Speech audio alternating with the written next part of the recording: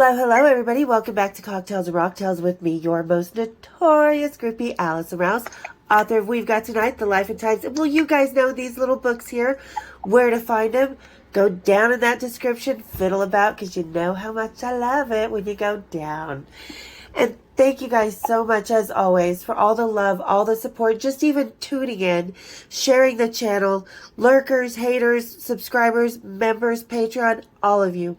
Thank you for making this community my favorite community ever. And you guys, you're noticing I'm doing a few more blackouts lately. And I've got a good one today because I've got Miss Desiree, but she is not alone. Miss Desiree, say hello to the crowd and tell us who you are bringing. Well, my surprise guest today is the other person involved in my story about finding my father. Today I have Randy Meadows, my brother. Say hello, Randy Meadows.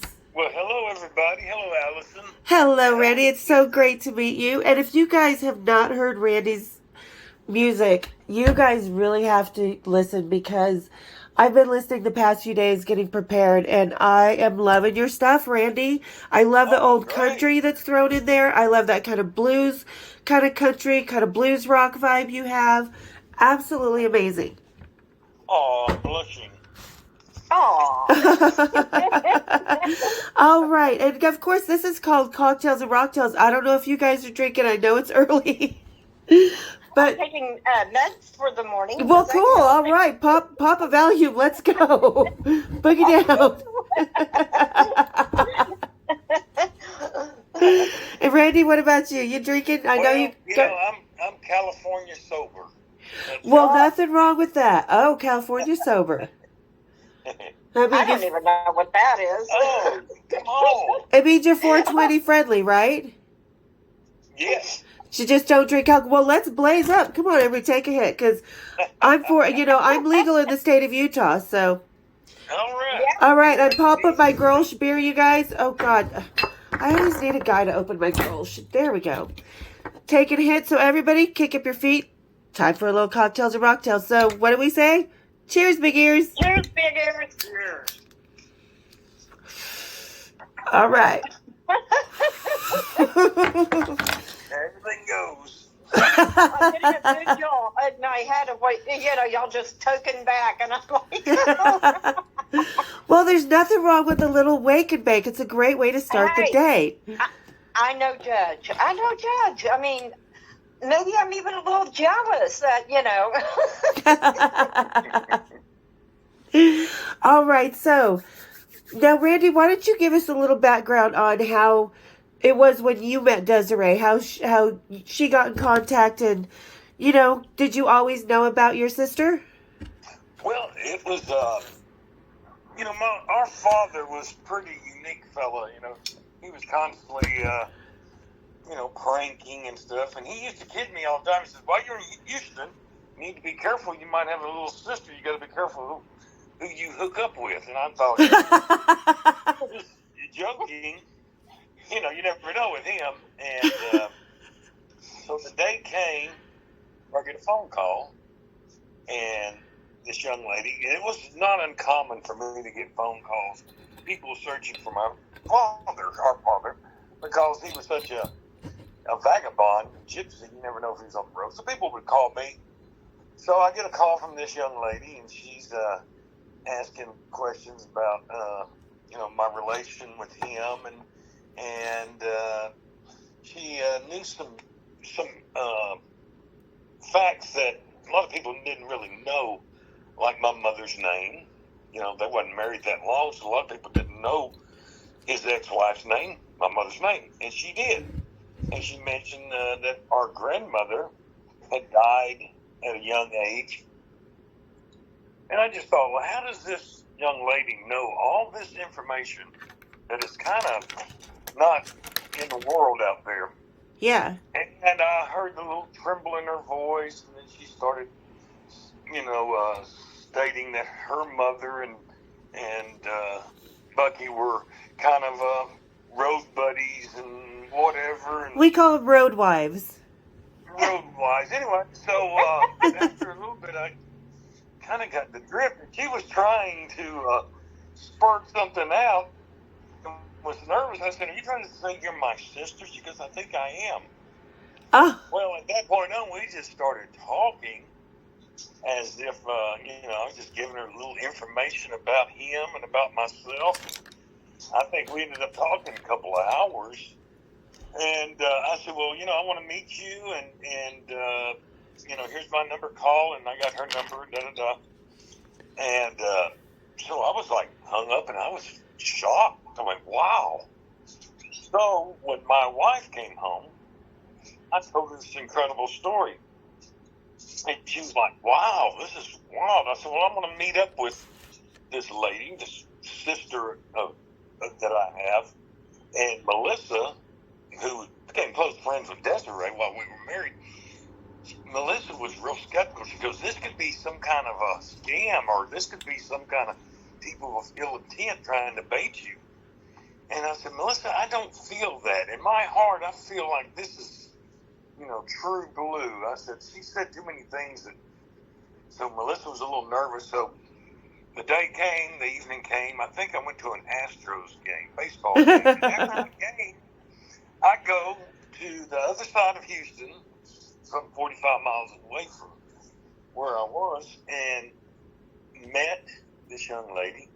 And as soon as I saw her, I said, well, she's got the Meadows trait, And what's the Meadows trait? Excuse me? What is the Meadows trait?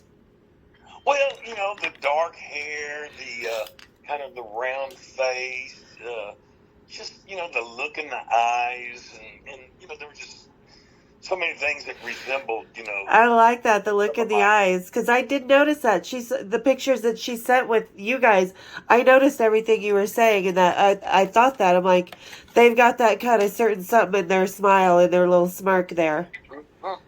So anyway, we visited for a while, and I said, well, maybe we should call Bucky, our father. So we went to a phone. I think did we go to a phone booth? Somehow I remember a phone booth. Yeah, we did, because I didn't have phone service at the time. Yeah. So we called him, and she got to talk to him, and then maybe a few weeks later, me and Desiree and my ex-wife at the time went to make our little, Zippy, Christian, yeah. Yeah. And we made a little visit to the old Papa. So it was just, I could see how that was so exciting and so eye-opening for her to meet her family. Well, and did Bucky know that you guys were coming over, or did you just walk through the door and be like, surprise? Well, I gave him fair warning. Okay. So anyway, that's kind of the story on that, which is, pretty laid out there. And I'm sure that was there's such probably a many magical people that's had that same experience in the world, Yeah, that's really awesome, though. I love that. And I love that you guys felt that instant connection and just sort of bonded, and you guys seemed to just have that bond immediately. Like it was just always there. Yes. I'm just glad we didn't date before we met. Right? There's a story behind that, too. That's a fear on the road. That's a real fear. Well, I was playing a nightclub on the west side of town, and my stepfather, his nephews, my cousins, worked at a Casa Olay, which is a Mexican restaurant, and it was right next to the club. Mm-hmm. When I'd play that club, I would go over there because I rarely saw my cousins. We're twins. And I would go to the hostess and say, is Mark or Steve working? I'd like to say hi to them. And oftentimes there was one of them there. Well, it ended up, Desiree was the hostess that I would talk to. And I didn't, she was my sister. Oh my God, so you crossed paths and didn't even realize. We did. I was actually a waitress, but if the hostess wasn't at the stand, anybody would walk up and ask, the customers if they wanted to be seated. So our paths crossed in that area. And that's not easy to do in Houston. And a what? I What said did you that's say? not easy to cross paths in Houston. It's such a big place, so that's I crazy. know. And he's not actually from the area that I was, because I was 45 miles away from where he lived. And so if it weren't for that one place and that one restaurant intercepting, because I knew the twins he was looking for. In fact, my roommate at the time dated one of them. So he was at my house frequently. And this whole time we didn't even know that we had a family connection. Wow, that's crazy. So fate was, telling you where to go. Exactly. Yeah. And thank God we didn't date. Yeah. Like I said, that's a reality on the road. When you've got a musician, you've got to be careful. And I mean, I found out we have a half brother through Ancestry DNA. He's still in denial, but my sister dated some guys from Michigan, and she was like, well, thank God it wasn't him. Yeah.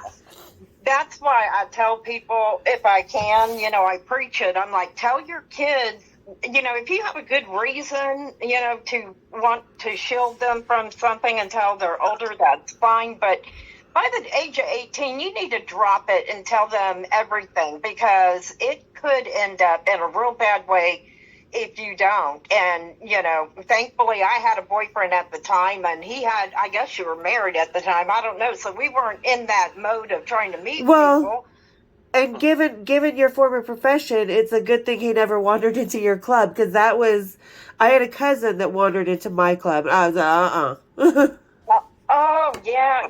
I could see why that. But, and him being married, he wasn't out doing that. But, and at the time, I had never danced, so that worked out perfectly. But, it could end up real bad, when young people become adults and they've got family out there and they don't know who they are. It could really be awful. So don't do that to your kids.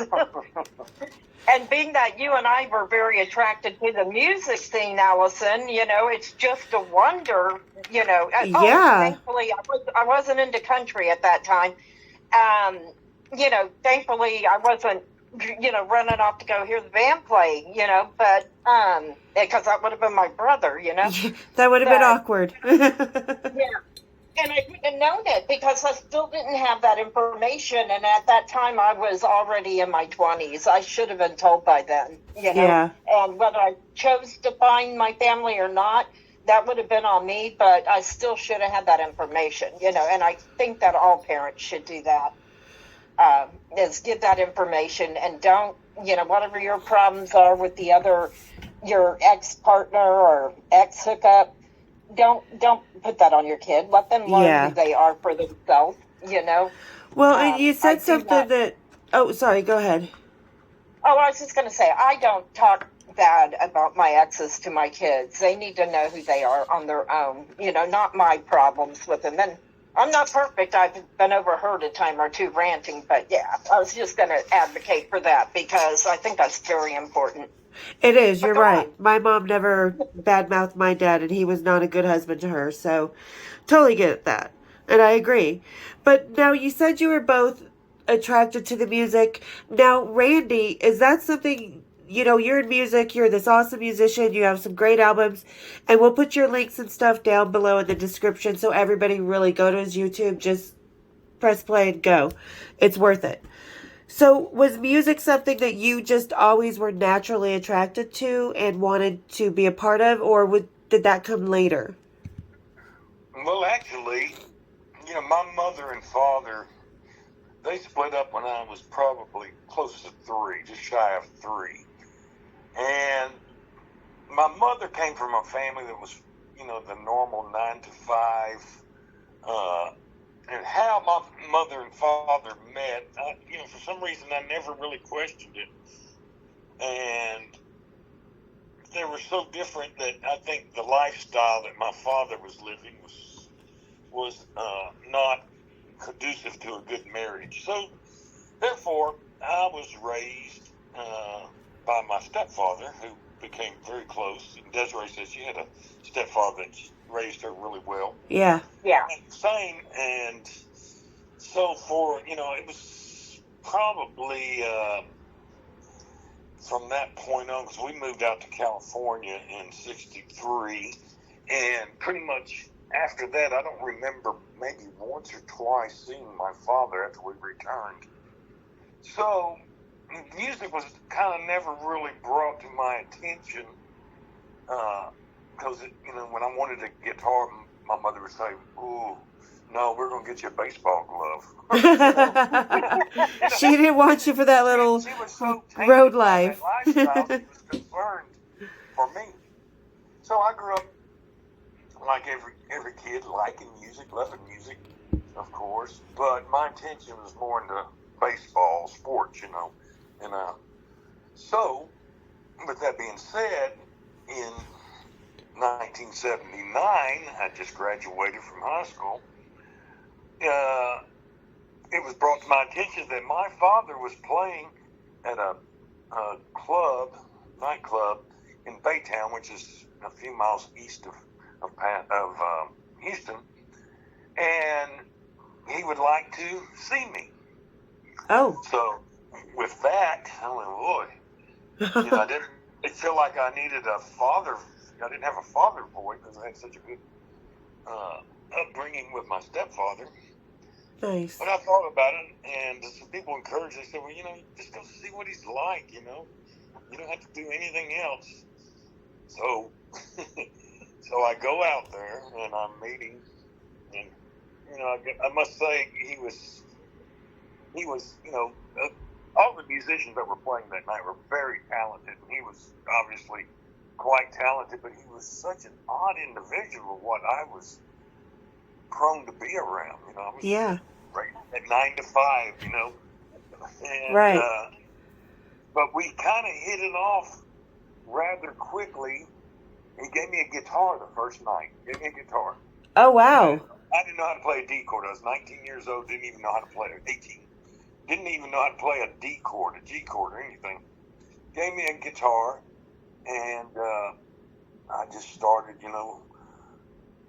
engulfing myself. I found this new passion. My baseball career was abruptly ended, which that was the void in my life. It's like, what am I going to do now? Sure, I could work at a plant, chemical plant, which they do around here and this, but that wasn't going to be enough for me, So the guitar kind of was a segue into a new life with him, obviously. Yeah. And with being with him, all of a sudden, I'm learning about him, and then we're, going places that I never dreamed. Next thing I know, I'm on the stage at a Willie Nelson, Leon Russell concert. Oh my God! Was that your first gig? Well, no. I mean, I wasn't playing. I just went with him. Oh, And, wow! I wish it was a gig, but it was like eye-opening. Here I am.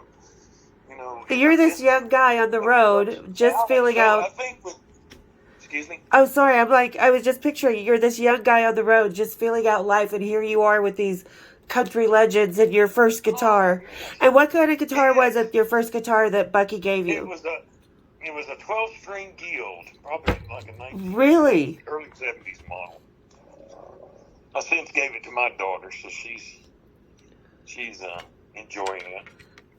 Oh. So anyway, I think the segue into this excitement life, it just accelerated my ambition to play guitar. I mean, I said, man, this is what I want to do, And I came in at the time when there was a big, here in Houston, it was in the midst of the urban cowboy phrase. So every nightclub, it was just a booming prosperity for musicians at the time.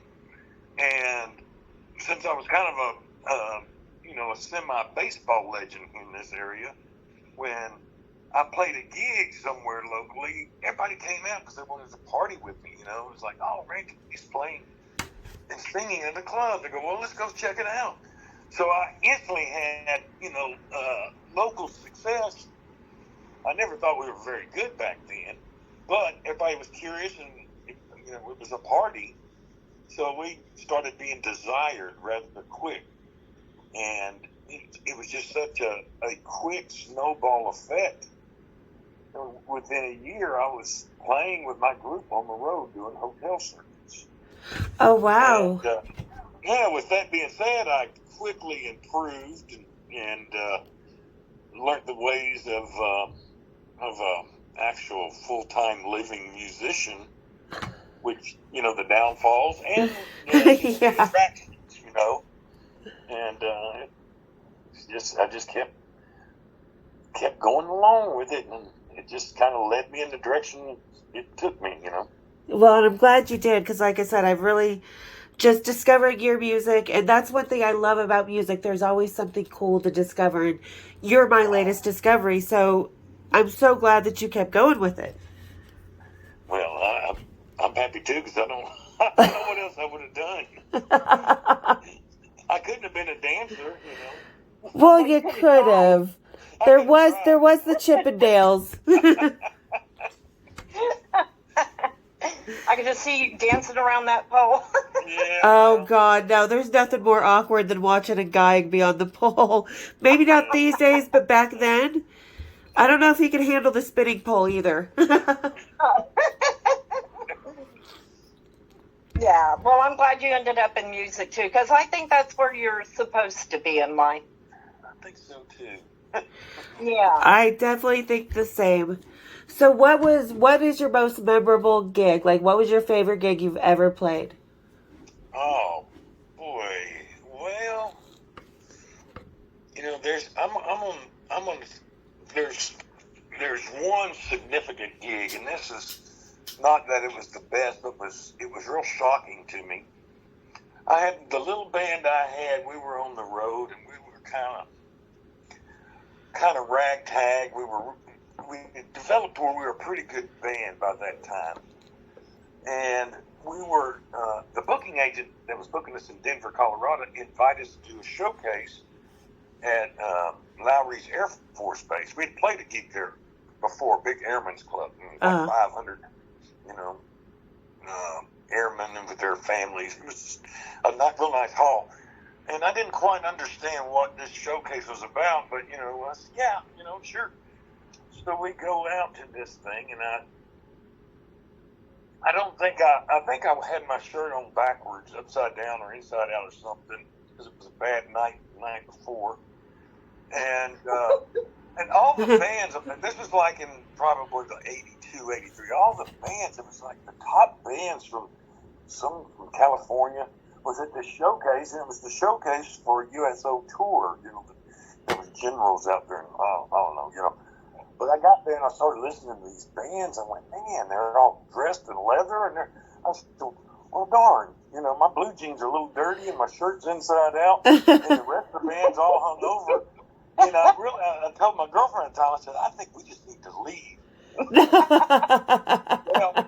So the agent saw me. She goes, all right, y'all go on next, and whatever you do, you got 20 minutes. They're real strict. This is the military.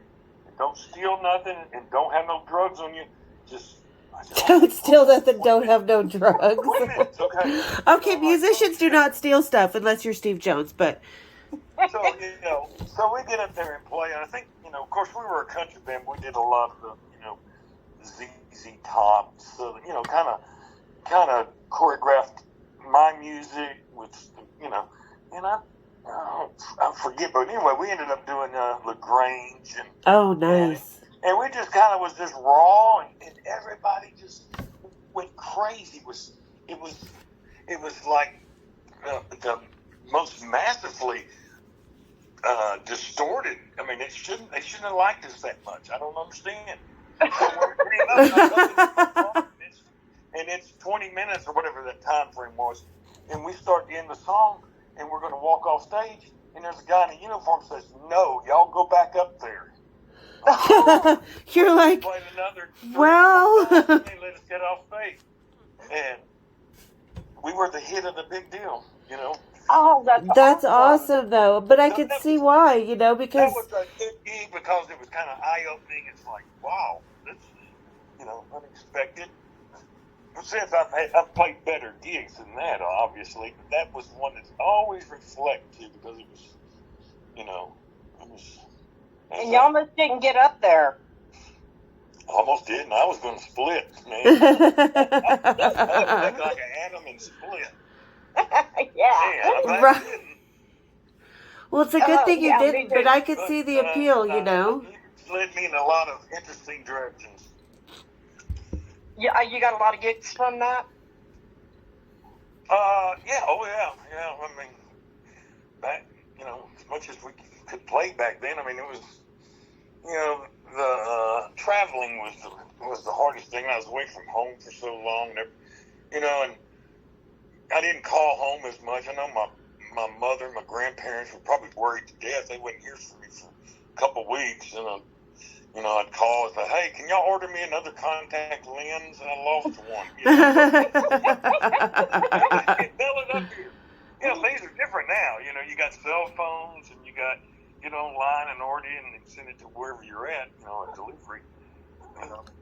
And with cell phones, you get free long distance. It wasn't free back then. It was really costly. We were bumming phone calls and food. Hey, y'all got a sandwich, and can I use your phone? Yeah, because backstage in those days, what did you get? The fancy catering was, a deli tray and a couple stiff rolls. Yeah, well, that agent in Denver was booking us at military bases, which was scary because my band members at the time were, some of them were very, users of materials, drugs. It was real prevalent. Substances. Cocaine was like, putting pepper on your pizza or whatever, It was the 80s. And I said, guys, we're going to a military base. Nobody have anything. I don't want a joint. I don't want nothing. Just so when we would play these facilities and these bases, there was always a room, and they pretty much made us stay in the room. And they had a soldier, whatever he is, would go get us whatever we wanted. If we wanted a pack of cigarettes and a Jim Beam and Coke or a Crown and Coke or a beer, he would go and bring it back. And can we get some sandwiches? They'd bring us back food. They just kind of kept us away from the public, which was a good idea because we didn't really need to mingle in a base. Yeah, I don't blame you. Kind of detained. But back then, back then it was it was raw times, but it was good times. I miss the 80s. Yeah. Yeah, I miss not having cell phones. I could get away with a heck of a lot more. I do like the cell phones. We needed those a lot sooner. No, because then my mom would know I was in Europe with Metallica or something. Well, yeah, where'd she think you were when you were in Europe? Camping. I was the most camping girl ever. Oh, yeah, you love that outdoor nature stuff, huh? Yeah, and my leather and heels. She knew. And Randy, so, okay, what is the favorite musician outside your dad that you've ever played with? Oh, Mike Wheeler. Who's Mike Wheeler? Mike Wheeler in Houston is like the, Les Paul or the, Wes Montgomery of Houston. He's a great jazz guitar player. Nice. He's kind of like a brother to me, and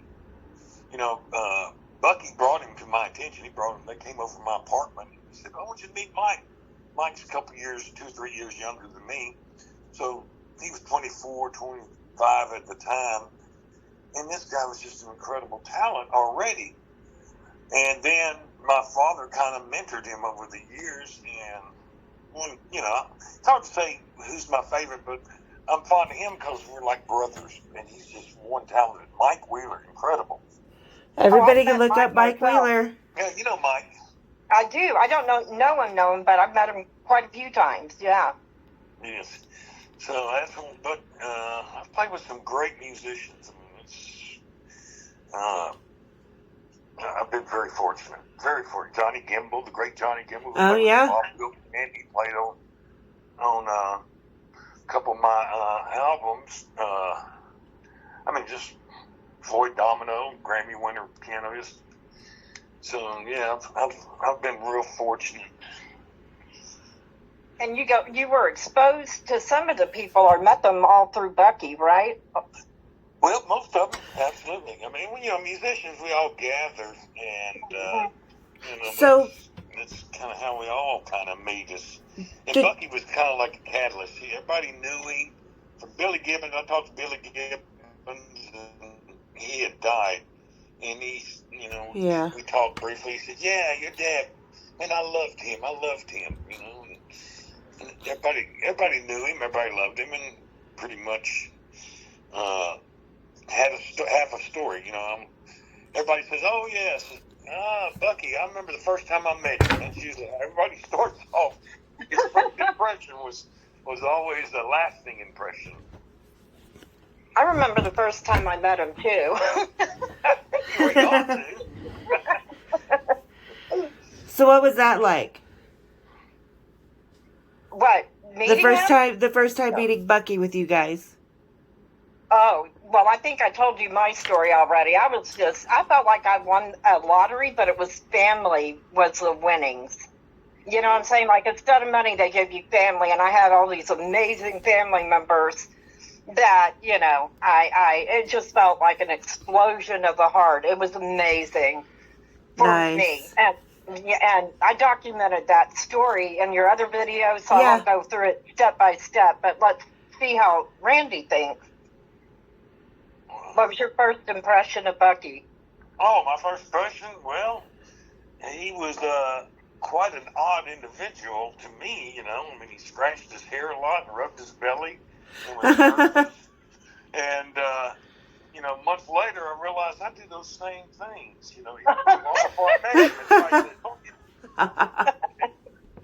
Funny story is, first time I went to Nashville, I was meeting with some record people, doing that deal. And Bucky said, "Hey, when you get a chance, when you get all your business done, call little buddy. He's a friend of mine. He wants to meet you. I didn't talk to him." So immediately, as soon as I got there, I said, "Well, I'm going to call little buddy." So he come to the hotel where me and my wife were at. And not knowing this guy comes in, he has a bottle of vodka, and we sit there, make a drink, and look at the skyline in Nashville. And he starts telling me a little bit about himself. Well, he was one of the original Our Gang members, the Little Rascals. Yeah. Oh. So he was telling me stories about that. Was it the one that killed his wife, was it? What, who? It wasn't the one that killed his wife, no. was it? No. The only thing he ever seen him kill was that vodka. Anyway, so then he was my private concierge. He brought me all over. I mean, every place we went, he'd say, "Hey, you need to meet this guy. You know who this is?" And they'd look at me, and just about the majority of the people, when they'd see me, they say, "Well, that's Bucky Meadows, ain't it?" Because when they had last seen Bucky, he was about the age I was then. He was roaming around Nashville. And then he'd say, of course, "No, this is his son." And that's when I'd hear that famous, "Oh, the first time I met Bucky," and they would tell the story. Oh, God.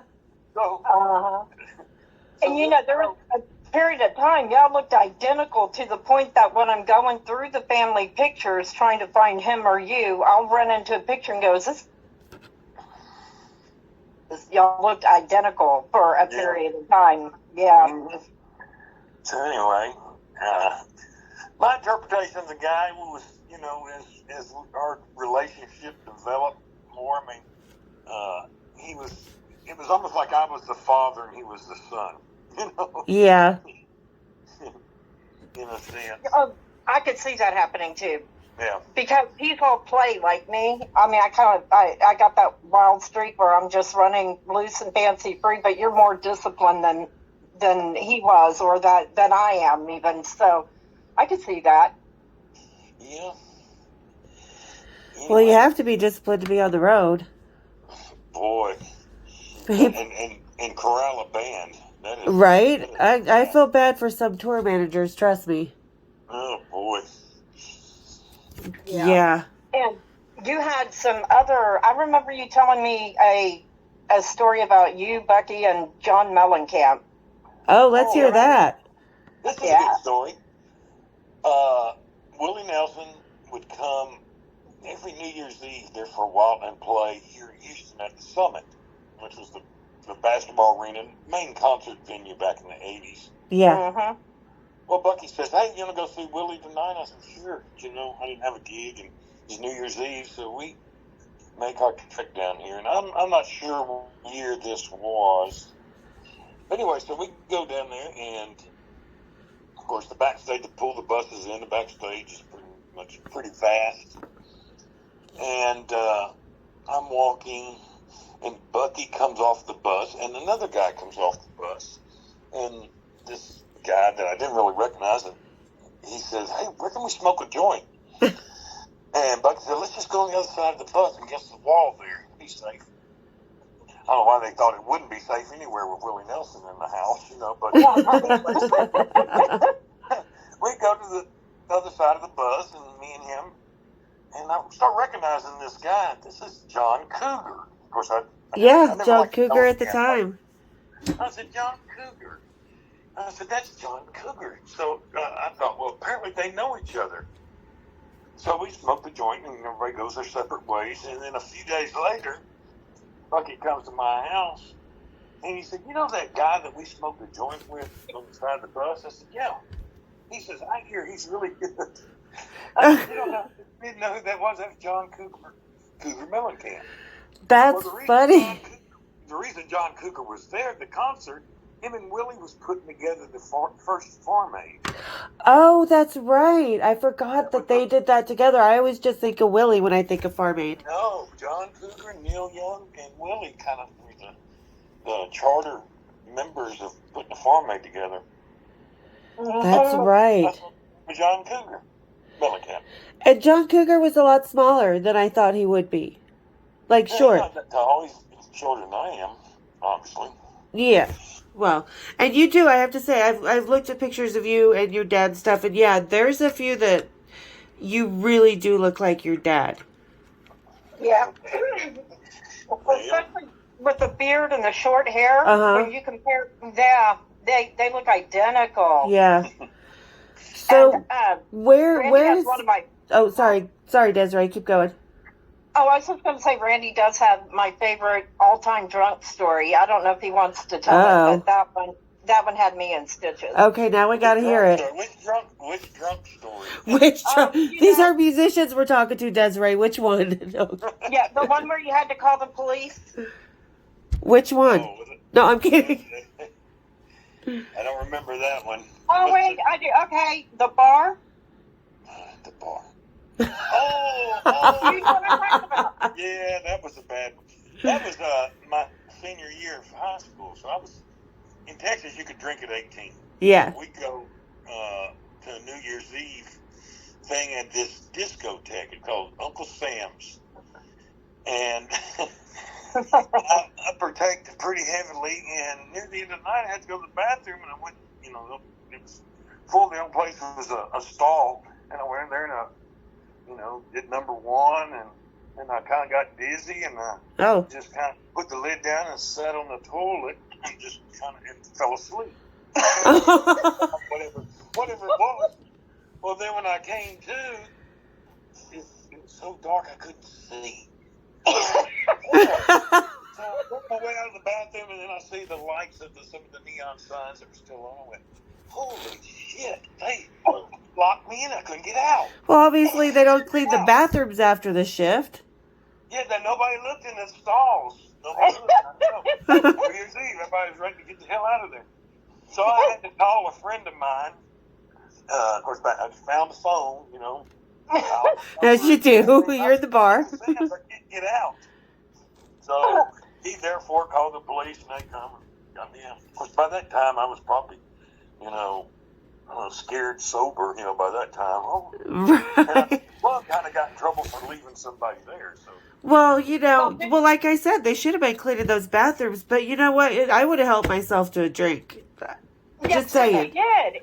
Didn't you tell me that you cracked open a beer while you were waiting for it? Yeah, I think I probably did that. Somebody said, that's a long time ago. It's the least they could do. It was your settlement for the trauma of being left in the bathroom. Right. Somebody just leave. Like, I don't even know why it's kind of puzzling. I don't even know why my friends didn't wonder where I was. They went home with other chicks or something. Yeah, they paired off. They paired off. Their eyes were elsewhere. Or they thought you went home with someone, maybe. Yeah. Oh, my. That's my favorite drunk story. It makes me feel good because I've had a lot of drunk episodes, but I've never done that. Yeah. I've just been the one they're like, hey, come with us to the hotel, and you're drinking on the bus and you don't realize that 5 hours down the line the hotel's not in your city. Oh, yeah. Yeah, we accidentally go on tour with them, yeah. Yeah. Yeah, that's why I always say if you're going to be a groupie, put a toothbrush in your bag and fresh panties. Yeah, definitely fresh panties, because you don't know where you're going to end up that night. That's for sure. And that's even like, I've been with a lot of bands that I didn't even sleep with them. You know, it wasn't like that. We were friends, just hanging out, just having a good time.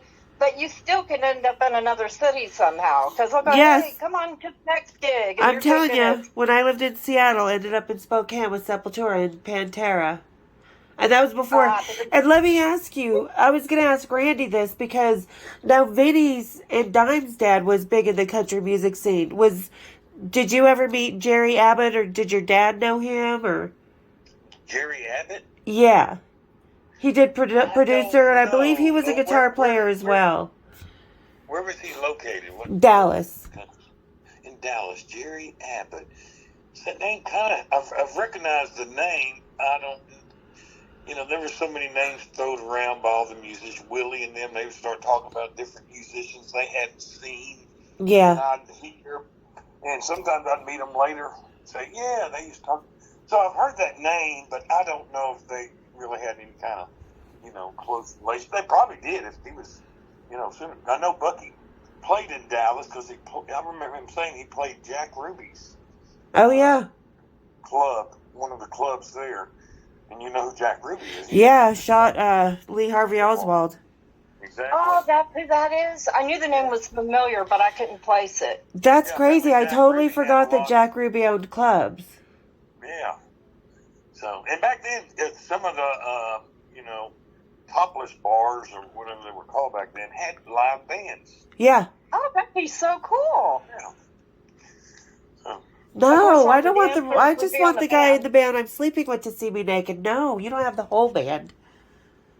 Not in the club. No, but like if a band was playing at a topless club, the topless ladies, we all love the bands. I mean, I don't even think they'd be working. They'd all be surrounding the band. Exactly. Don't get anything done. Yeah, I'm so relieved that I kind of grew out of that stage by the time I met my brother. But I do remember when I met Becky, he sat down and he played the piano. We were in Willie's studio. And he was playing the piano, and he turned to me and he said, so what do you play? And I go, oh, I just play the guys that play these things. But I had, when I was a little girl, I got a hold of my sister's organ because they got tired of it, so they weren't paying attention to it anymore. And even at the age of 5, I could play by ear, where I could figure out how to play songs by listening to the keys and then playing them and going, oh, yeah, that's it, and figuring out how to play songs. And I didn't know where that came from, but I've always been attracted and gravitated towards piano, and I'd love to know what I could have been on piano if I'd had one to work with, but we never had one in the home, and the organ was so limited, really, as a child's organ, but I love doing that, and sometimes I still think to this day I'd love to play piano, and just I get so many songs in my head that I can hear, but I have no way to get them out in a tangible way out of my head. I'm certain it's in your DNA, it's has to be. Yeah, I write lyrics because I don't have the instrument, but I hear songs in my head all the time, and I'm like, oh my God, that's a good song, and I have no way to express it. So I hear a collaboration coming on with brother and sister. Well, the non-Mormon Donnie and Marie. No, no, let's not do that one. But, no, I said the non-Mormon. Yeah, well, no, they're wonderful for what they do, but that's not me. And when I was a little girl, I loved them. I actually loved them a lot. I had one of their albums, and I thought it was great. But I was also like 9. But yeah, one day I need your guidance, Randy, because I do need to get an organ that I can play like a piano. And I was looking at them on Amazon several times now, and I'm just confused, like which one would be the best one for what I want to do. So on a different day and not in the middle of this interview, we need to hook up on that. Yeah. But yeah, and so what are some of your best Willie memories? Because I didn't get I any was of just those. going to ask that.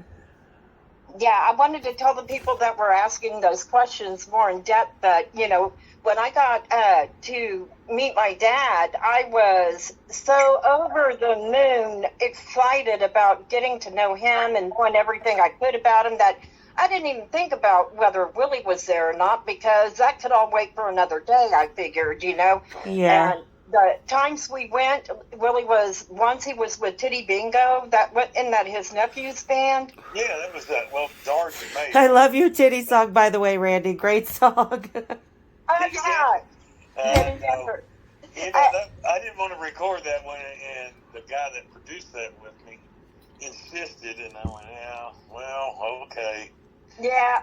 I think it's an ode to dancers everywhere that have had, it puts a different face on us, because Yeah. sometimes you got a lot of brilliant women in the industry that are there because they are using it to retire early or investing it in a business they're opening up, or they're going to college. A lot of college students are dancers. They got to That pay was for me. these books. Yeah.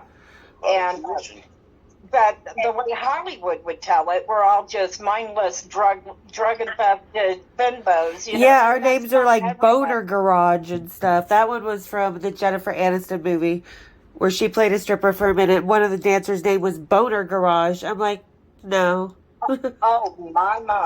Oh, my. I have to watch that. I haven't seen that yet. It's But, We Are the yeah. Millers. That's the one. So what? Oh, yeah. Yeah, remember? Do you hear we get to sleep with the customers now? It's like, oh no. Well, I got to see that. But so I missed out on all of the. I never, as odd as it may sound, my father was diagnosed with cancer, and at the time they gave him 2 weeks to live. From the day he went into the hospital, and they said, "You have cancer, you've got 2 weeks." So, he ended up coming to Houston a lot and staying with Randy a lot because Houston had the best cancer treatments. So I wasn't going out to Willie's very much, and never crossed paths with him. But my brother here, he did get married in Luck, Texas. He's no longer in that marriage, but that's okay. Everybody's happy and in a good place now. But he did get his marriage there in Luck, Texas, which was the movie setup for The Red-Headed Stranger. They recorded it there, and I've been there. It's really neat. We did your video there, right? Exactly. Yes.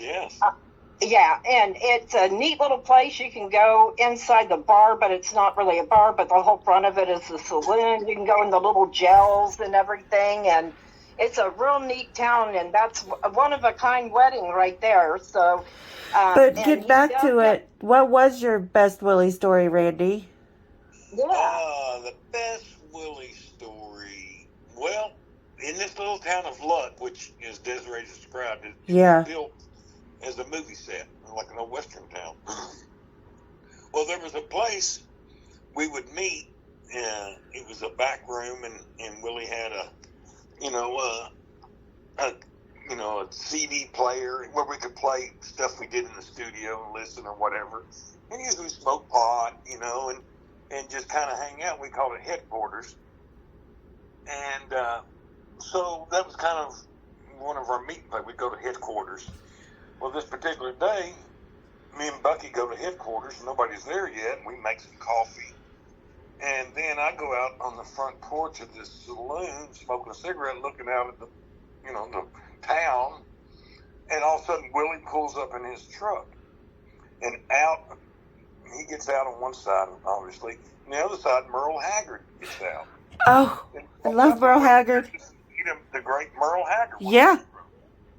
And we proceeded to spend the next couple days playing songs they were preparing to do a TV show. So I was there the first time they sang Poncho and Lefty together. Wow. My favorite Willie song. I love that song. They recorded it. They sent the tracks, and Merle put his vocals on, or vice versa. But they never done it live together, and they rehearsed that in other songs for this show.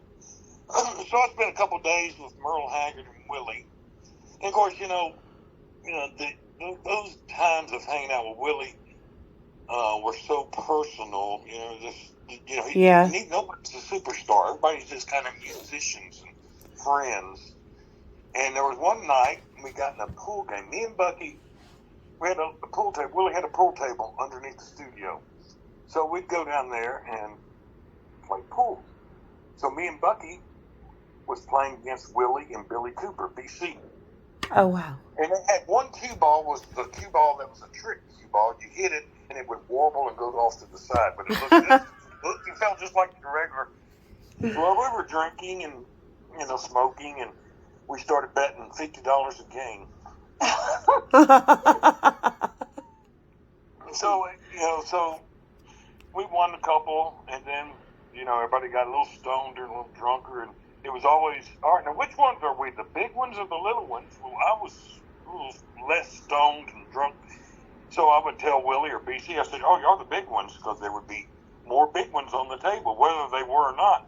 And then we'd go back to a conversation, all right, it's my shot, or what are we, the little ones or the big ones? You're the little ones. So we won $500. The next day we met at Willie's office. Willie said, I was a lot of pool last night. What did it end up being? I said, well, I think you owe us $500. Oh, you wouldn't take it, would you? No, I didn't take it. Oh, okay. We'll exchange it for a bag of weed. No, I'm kidding. The trick cue ball in there, and that would, oh, man, had to redo the shot. So we never made pay, Yeah, because I was going to tell y'all, it wasn't really fair game there. No, I mean, a little cheating don't hurt. He had a golf course, so, we did cheating on the golf course, Oh, you did? Oh, yeah. If the ball went into the woods, it's not really lost. Somebody's going to find it, so you just throw another ball out there and hit it. Oh, yeah. Oh, yeah. There's no stringent rules. Oh, my goodness. One time they had a guy that was hanging around. They had he had a golf course, a studio, and the surrounding condos that he owned. Most of them were occupied by people that worked for Willie.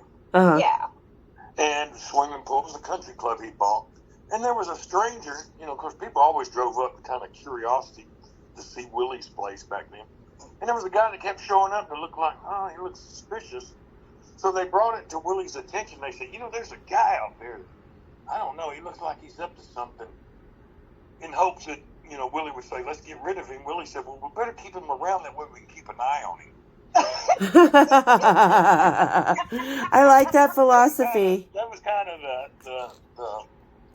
the aura of Willie, and still is, I presume. Never met a stranger.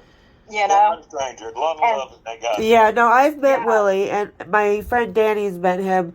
They actually were, her and her friend Monique were in Florida, and somebody had told them the name of their manager, and so they just went and knocked on the backstage door and were like, hey, we're here to see Willie. Pat sent us. And they were like, oh, yeah, how's Pat doing? And they're like, oh, he's great. They're like, oh, she is? And then when my mom, and she passed away of Alzheimer's, and like 7 or 8 years ago when Willie played Salt Lake City, and Danny was going to get her backstage and meet Willie because that's one of her favorite artists. And all my mom kept telling me is I get to go sing with Willie Nelson. I'm like, oh, God, I could just see her pushing him off the stage, taking over. Oh, my goodness. Because she had Alzheimer's, so that was her, because she used to go sneak out in high school and go sing with the band back up, and then skinny dip. He probably did vocal sing, too, Hey, let her have a mic, No, he would have. So he would have. She probably would have smoked weed with him, not even know what she was doing. Yeah. And when people ask if I met him, I haven't. Willie, if you hear this, Bucky's daughter here, if I get to cross paths with you, I'd love to give you a big hug and thank you for all you did while Bucky was with you, and your sister too, Bobby, because I'll tell you, they really kind of helped him out a lot, especially when he got sick. Yeah, and I never have met them, so I could never, thank them personally. But that's one thing I would love to meet them for, is just to personally give them both a big hug and thank you. So I don't know if they'll ever hear this. Well, but and really, your dad was like family with Willie, so it's just like meeting extended family for you guys, I would think. No, it is. So, I think it's sad for Desiree because, by the time she really got to be around the family, Bucky's decline health-wise was, rather significant. And then also, I really hadn't seen Willie too much. We passed greetings to people at studios and stuff. And I talked to some of his kids, and, through Facebook Messenger. Well, and I was going to ask you about that because he has a son that sings really well and almost just like Willie. Okay. Yeah, Lucas. Yeah. Yeah. Would you ever consider like kind of doing a super group type with him? Oh, yeah. Yeah. Lucas is great. And Micah, the youngest one, he's very talented. They call him the particle kid. Well, get them all, because that would be a wonderful thing to talk to all them together for you. I would love to, but I would love to hear an album of like that, the talented kids of, some of the most talented country music legends, because I'm not like a new country girl. The only country I really love is that old school country. Like, I wish Patsy Cline was alive, Yeah. So to see like the talented, because I like you said, Willie's got it, and obviously Bucky does, and Jerry had talented kids, but they both since passed on. Yeah. And, that'd be neat if everyone could collaborate. I don't know what that would take. I know, Willie, I think you told me he's in Hawaii most of the time now, huh? Yeah, when he's not playing, he spends most of his time in Maui. He's got a place down there. And that's where Annie likes, his wife. Yeah. Likes that. Yeah, and who can blame her? Because, look how hot it is in Texas right now. God. I saw it. It's so dry here in Houston area. I saw a tree chasing a dog.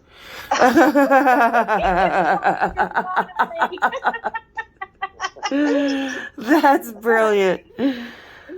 Yeah. What was it? I keep thinking there's another story that I'm forgetting that you told me that would be really good to tell right now. But do you have any off the top of your head that you would like to put on the table, just that we wouldn't think of? Well, a funny story. This happened in Denver, and this is probably in 83, 84. So, it was we were invited, me and my girlfriend, to a Christmas party that was pretty much different bands we're at. It was kind of nobody played, but we all just gathered. And this gentleman came, and he had a tray, and he had these little balls, and I thought they were like, donut holes with powdered sugar on them. Oh, no. Yeah, like one of these. I went, sure. So I popped one in my mouth. My girlfriend ate one, and I started noticing everything got numb. All the saliva in my mouth just evaporated. I went, golly. So every conversation I had, I felt like, I was, like not even in the conversation. Well, for some reason, they just did these, what you would think, there was some sugar in it because you could taste a little sugar, but obviously there was a lot of cocaine in that powder. Right? The most, it was kind of like that movie, if you ever seen that Peter Sellers movie, The Party. Everything you did, you ended up knocking something over. Oh, I'm sorry, to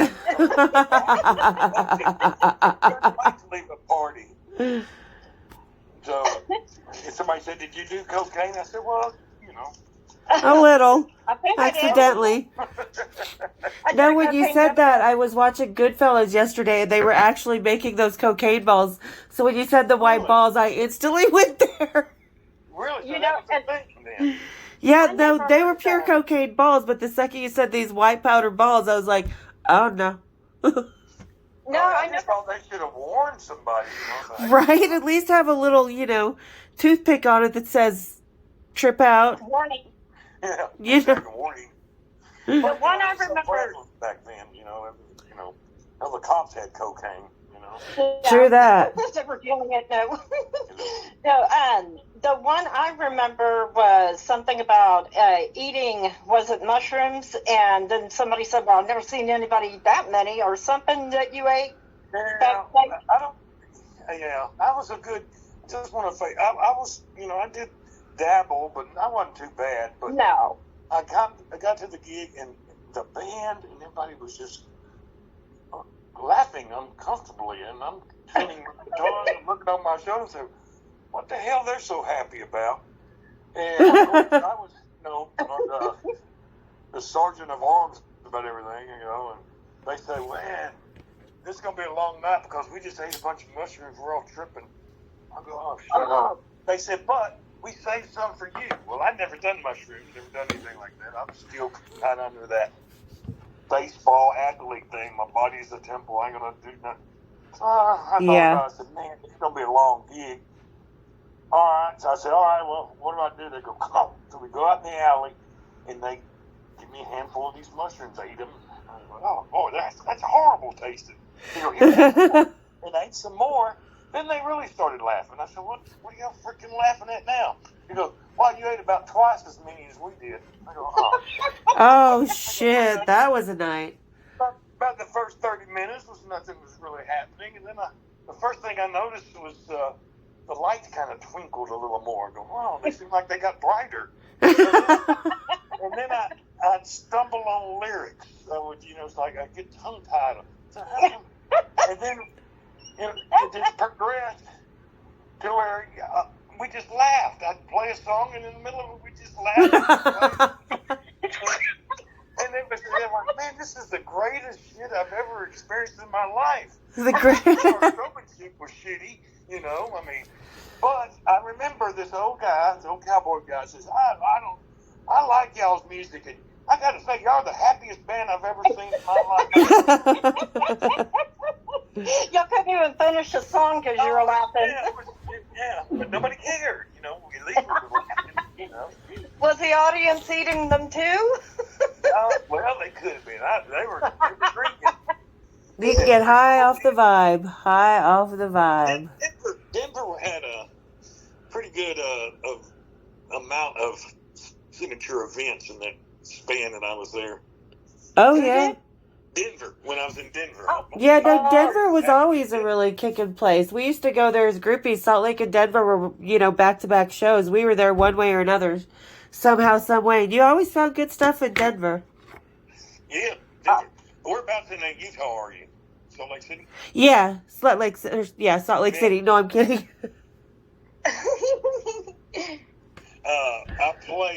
I toured with a guy named Doug Supernoff. If you look him up, he had a pretty good run there in the mid-90s.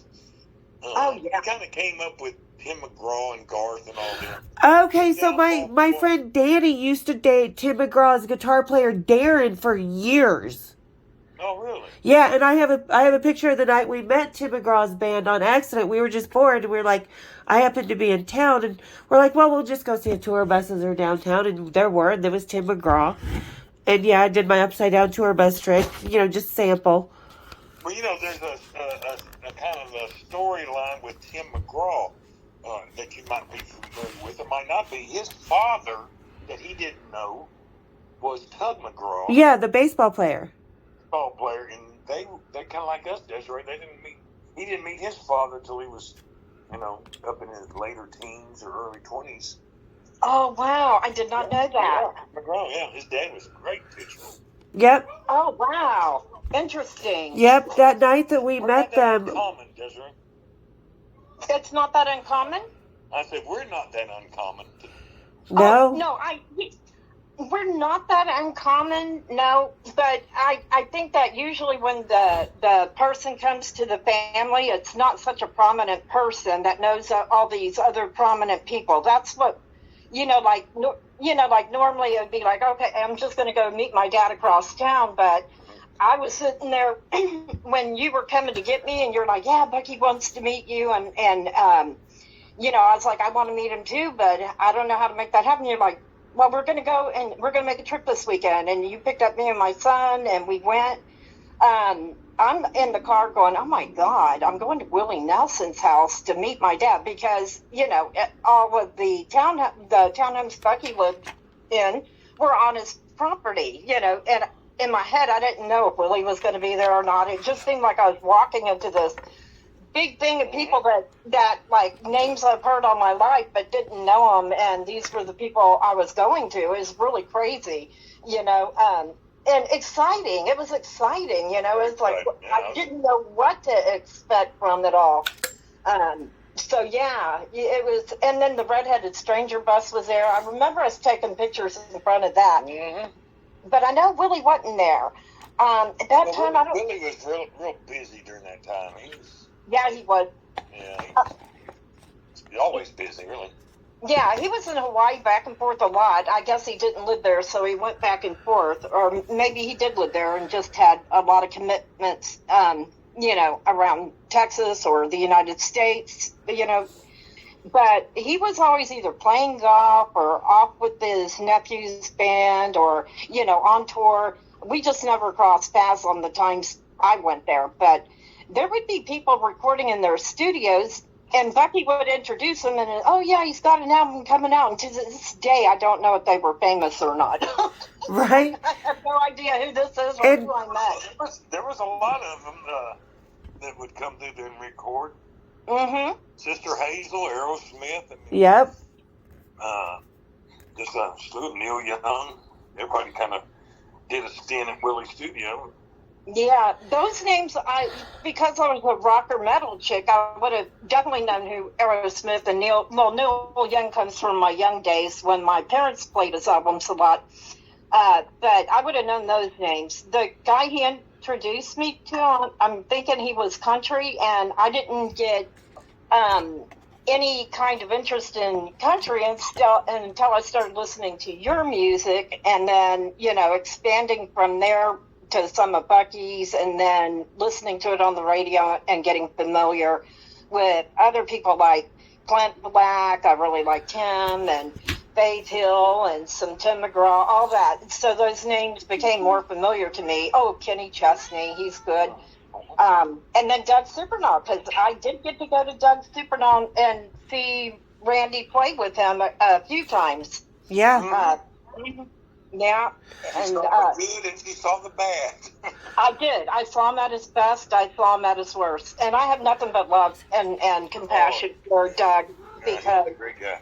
He was. He just had some struggles, and the things that they put out in public about him, like in the newspapers and stuff, didn't talk about the struggles that caused those things. It just said, oh, Doug's doing this, and it made him look unfavorable in the public eye. But that's a bad thing. Yeah, but because I knew you and I knew what was really going on, I had nothing but compassion and love for him, because there was more to it than what they were saying, as usual, So, and sadly, he died, about 2 years ago now? Yes, ma'am. Yeah. Mm-hmm. And he truly was a talented guy. He really had some problems, and those problems took front stage instead of his talent in his later years. So it's sad that it worked out that way, but he left us with a lot of good songs to listen to. So we're all blessed for that, those that like him. And speaking of albums, Randy, what is your latest album? Well, the latest one is the one I've been working on for the last 3-4 years. The problem is you get lost in the the recording, the creativity part. Yeah. That's good. That's us artists, we can handle that. But everything shifts beyond that. It's like, well, what format should you go? Where's the best way to present this music and to possibly make some money with it. You know, you Well, sold yeah. merchandise back in the 90s. You had CDs with, 3,000-4,000 CDs printed up, and you sell them on the shows and through the website.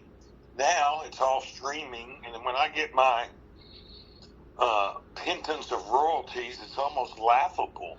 Oh, I hear you. Yeah. I mean, it's like, wow.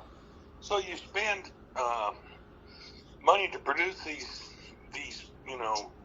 recordings, and then you're just gonna get a trickle. So you're never gonna recoup. So I transitioned. I've started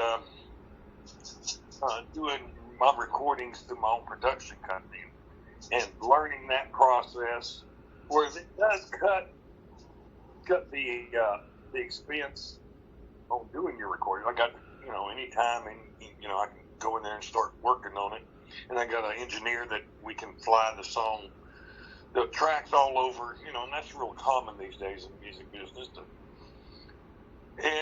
But still, you're still at that point. You've got all this material you've done, and it's like, where am I going to present it where it's going to bring in some money? And that's the part I kind of stumble on. So Yeah.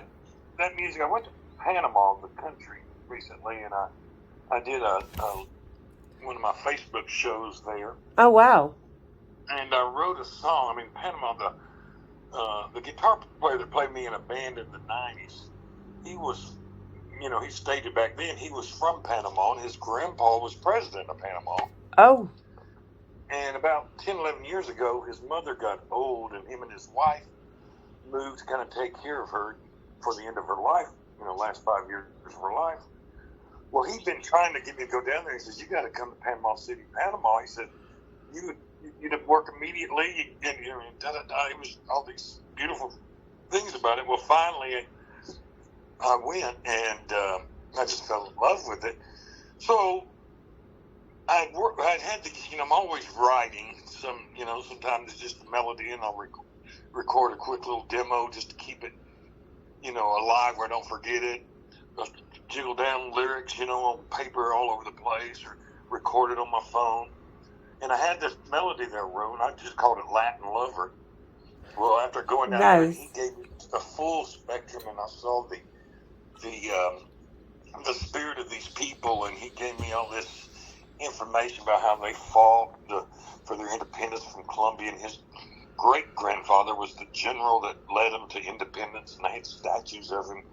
He's kind of like a Kennedy down there. I mean, his Wow. is everlasting through their history. So I finished this song, put lyrics to this melody that I've written. So my ambition is, I kind of demoed it, and then I'm going to go back down there to Panama and use their musicians as my gift to Panama, basically. So I'm excited about that. Right now I'm recording I'm kind of producing some projects. A girl named Missy Brown, I produced an album on her about 4 or 5 years ago. And now she's wanting to record some more stuff I'm producing. Got different projects. I'm not doing too much because I'm still learning and, craft. Producing myself is one thing, but producing other people, it's a different mindset. You can't you can't be greedy what you want. You got to think about what they want and what they need to present. And oh, absolutely. It's a skill. It's a balance. Now I can't just hammer through the music. The music business changed as far as the live performances here in Houston. The big clubs have gone. Most of my gigs are restaurants, private parties, house parties. See, you need to get out on the road, because up in Salt Lake City, we still have, like, Ty Burrell from Modern Family. He owns a lot of places here. There's, like, the Complex, there's the Depot, there's the Urban Lounge, where, like, Kiefer Sutherland and Thundercat. Like, I would be happy to, if you want to book some gigs up here, you definitely will have a crowd up here. Interesting. I played there with Doug. And it was How long ago? Yeah, it was beautiful. I mean, Utah's beautiful. I tell people that's one of the most beautiful states I've been in. How long ago was it when you did the Plague with Doug there? Oh, it was probably 2000, 99, 2000, 2001. I was still in Vegas. Well, Were you? yeah. That's been a long time I remember ago. the place we played, but it was the only time our bus did not break down. On the way to the and I bragged about it. We got there, and they had us had this real nice band room next to the club. And I bragged. I said, "Man, I can't believe we did not break down. This is the first time." Well, that night, Doug and Brian, the steel guitar player, and the fiddle player, they all decided they were going to go to Park City skiing. You wanna go Oh, I skiing? love Park City. My sister lives up there. Well, they take the bus up the mountain. Yeah, I stay in the room, me and a couple of the other musicians. They take off. About 6 in the morning, a cop pounds on the door, and Rick, the bass player, answers the door. They says, "Randy Meadows here." He goes, "Well, yeah, he's back there asleep. I heard that." I went, "What's going on?" And I said, "Yeah, what's going on?" He said, "Doug Supernova crashed his bus and killed a bunch of people." I go, "What?" I remember that Oh, happening. my God. And then I heard laughing. No, And Doug okay. and the other two guys came in. They got this cop to do that as a joke. What is Oh, that? my God. That actually happened, though. There was a tourism bus that actually killed people going up to Park City because the brakes gave out. Really? Yeah, so I was Wow. like, wait a minute. I didn't realize it was a No. band bus. Well, what happened was they got up and they couldn't go no further, and they started sliding, and the bus was dangling like the movie, dangling on the side of the road on the side of the mountain.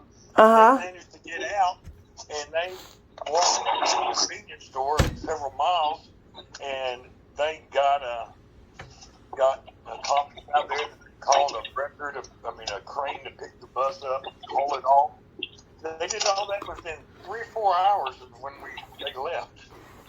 So, therefore, we had to do the tour in rented vans. The rest of we had to go to California and all that. Oh, God, and that's the worst. And I bragged on the bus. I said, y'all can screw up anything. Well, Park City is not for the week tour buses. That's for dang sure. I mean, I can tell you, I've been on a lot of buses coming down that mountain from Denver. Really? Oh, yeah. I do not like it. But all right, guys, so we're about at an hour and a half. So, Wow. yeah. So, Randy, why don't you tell us, where your website, your YouTube channel and stuff, let everybody know where that is, because everybody, you really got to hear his music. And truly, I want you to look into coming up to Salt Lake City whenever you have a chance. We've got a lot of really cool places here. Yeah, I would love to. Yeah, I got a cousin who lives up there, Aunt Ronell. Remember Aunt Ronell? Oh, yeah. Her youngest son, Sammy, lives in Salt Lake City. I need to meet. I think I might have met him once, but I need to get to know these people so I can visit them too and see all of them. Well, you have to come up. You'll be his tour manager. Yeah. I could do that. I could do that. But anyway, as far as locating, just type in Randy Meadows, and I got all kind of music all over the place, and some interviews. A Zach Tate interview that's pretty interesting I did here a while back. And pretty easy to find me now. It's there's other Randy Meadows, but I'm the most popular one you'll see. Well, I think that the other ones too are not musicians, are they? Well, there was a girl. Her name was Randy, I think, with an I, Meadows. Oh. That was a real prominent golfer, I think, at the University of Texas. Oh, wow. Oh, wow. And but anyway, yeah, I'm easy to locate and. Well, and I'll keep the links down in the description so everybody can go see. Because, like I said, I think we're all music lovers here. We're not just rock chicks and stuff. And that's always, like I said, been my kind of real thing about music. There's always something new to discover. So. And can I say that, when I'm looking for your music sometimes, just because I don't have a CD player, so I, look you up. The ones that people took from a cell phone of you playing in a bar or something, the sound quality doesn't do you justice. So if you're going to find the music and really have that experience, find the recorded stuff. because that's not a representation of what you would really be hearing. Some of the stuff they put off the albums, there's a compression. I talked to my producer the other day. I was listening. I said, that mix sounds horrible on YouTube. He says, yeah. He said, sometimes they have it in your TVs and stuff for that 5.1 whatever mix or whatever, and it really changes. So, that's not good. But your recordings themselves, like when I play your actual cuts off your album, they sound amazing. And that Cheating Heart that has Willie singing and Bucky on guitar, is that on your album Deep Whiskey? No, that's on the Family Portrait. Oh, okay. I couldn't remember. So, yeah. And those, I think, which one was the last one you released? Was it Deep Whiskey? Deep Whiskey. Those are both two really good albums. And I have the one before that, the one with You've Been Kind of Cold. That's a video we did. Great album, also has some wonderful music on it. So, yeah, you guys, sample it and then pick it up and you'll really enjoy it, I think. I know I did, and I was not a country fan. So, and it's not because he's my brother. Because I do tell you when you have a song that I'm like, that one doesn't work for me. Which isn't the one that I had so far, but it worked for other people, so. Well, I'm about to finish up, and I'm going to, if I can figure out how to release these new songs in a good fashion. I got some pretty good stuff, probably better than anything I've done before coming out. Oh, that's something to look forward to, because I can't wait for that. And I'll get you a I can't wait to hear him, because I've loved everything that I've listened to so far. Yeah. No, and thank you, Randy, for coming on. Thank you, Desiree, for getting in touch with Randy. Really, it's really an honor and a pleasure, because, you guys to me are like the continuation of country music royalty. You know the stories, you've got the talent, and you're passing it on. So really, really appreciate that. Well, thank you so much. Yeah. I love you too, and thank you for having us, Allison. And no, thank you guys, really, truly. My honor. And Randy, you're more than welcome anytime back here. If you do get your butt up to Salt Lake City, get a hold of me. We'll go around town. I'll show you all the good places. And like I said, we're legal, so. Yeah, and when you get that album released, let us know, and I'll tell Allison, and maybe we can come back and talk about the new album. Absolutely, okay. I would love to have that and feature, help feature that album, because I'm really looking forward to what you have in store. Yeah. Well, thank you so much. All right, and everybody say thank you, everybody, for tuning in, making it to the end of the show, and cheers, big ears. Cheers, big ears. Cheers.